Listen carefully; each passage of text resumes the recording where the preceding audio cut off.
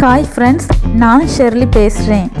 இன்றைக்கி நம்ம எதை பற்றி பார்க்க போகிறேன்னா, சுவையான வாழைப்பழ அல்வா எப்படி பண்ணுறதுன்னு பார்ப்போம்.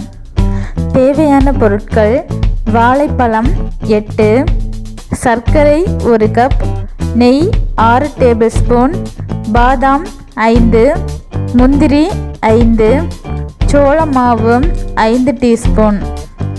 செய்முறை: முதலில் வாழைப்பழத்தை மிக்சியில் போட்டு மையாக அரைத்து கொள்ளவும். வாணலியை அடுப்பில் வைத்து நெய் விட்டு உருகியதும் பொடியாக நறுக்கிய பாதாம் மற்றும் முந்திரியை வறுத்து தனியாக வைக்கவும்.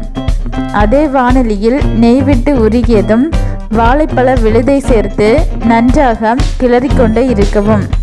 வாழைப்பழம் பேஸ்ட் பதத்திற்கு வந்ததும் சர்க்கரை சேர்த்து நன்றாக கரைத்து கிளறிக்கொண்டே இருக்கவும். ஒரு கிண்ணத்தில் சோள மாவுடன் தண்ணீர் சேர்த்து கரைத்து வாழைப்பழ கலவையுடன் சேர்த்து கிளறவும். இடையிடையே நெய் சேர்க்கவும்.